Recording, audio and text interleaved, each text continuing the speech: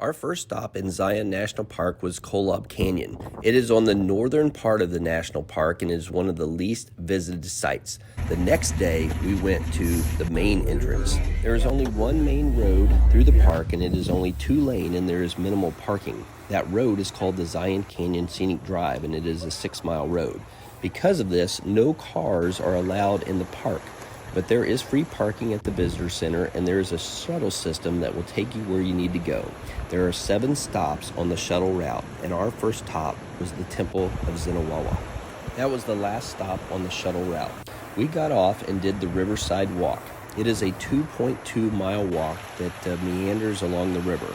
Along the way, we were able to see some wildlife and saw the beautiful light as the sun was coming down and cascading off the canyon rocks below.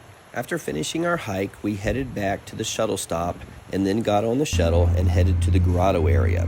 We then took the Grotto Trail that connects the grotto to Zion Lodge. This trail was only 1 mile and was a relatively easy walk. Along the way, we were able to see some wild turkeys as they were just kind of roaming and meandering along the trail, and we stopped and watched them for several minutes. They did not seem to be afraid of us at all and really didn't care that we were even around in their area. We finally reached Zion Lodge and then watched some shuttles as they came in. We got a view of Zion Lodge and realized the only people that can have cars in Zion National Park are the people that are staying in this lodge. Otherwise, you have to take the shuttle system. After looking at the lodge, we decided to hit the Emerald Pool Trails.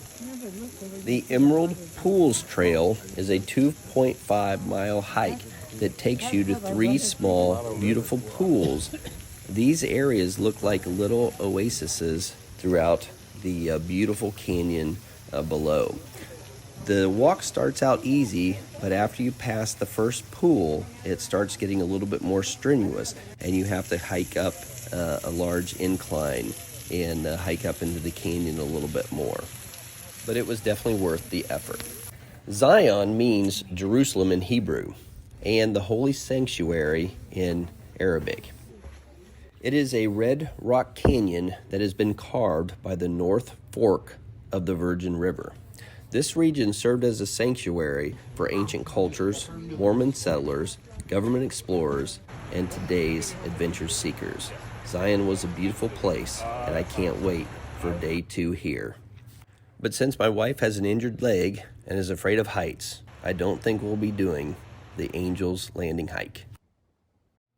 After spending most of the first day at Zion National Park, we went to the visitor center and took some pictures at the sign. Then we went to our campground and got set up.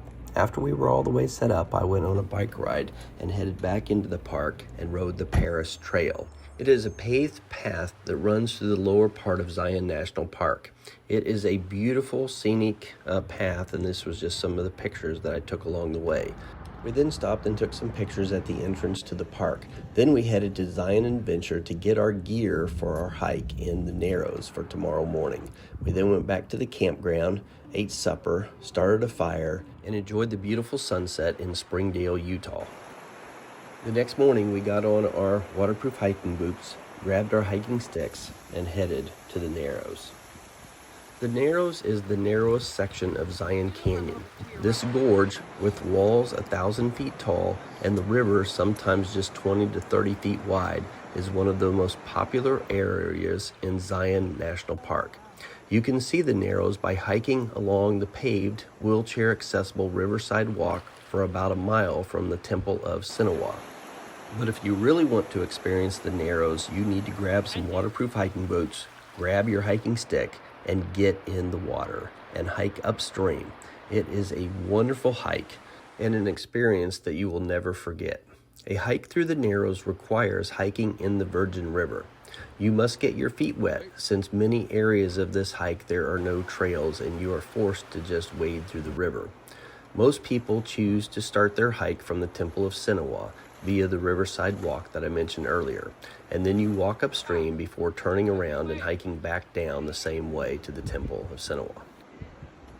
Because Erica was battling a sore knee, we only hiked about 3 miles upstream and then turned around and came back. There is a 16-mile through hike though, but that requires a wilderness permit. Along the way, we did see a little bit of wildlife, including a squirrel, a chipmunk, and a very scary tarantula. Hiking the Narrows is best done in the late spring or summer or early fall, since the water temperature tends to be a little bit warmer and the water level is a little bit lower. After our hike, we went to the Whiptail Grill for lunch. It was a great place right on the main street in Springdale, Utah, just outside of Zion National Park. And then we headed to Bryce Canyon. On the way, you have to go through this tunnel.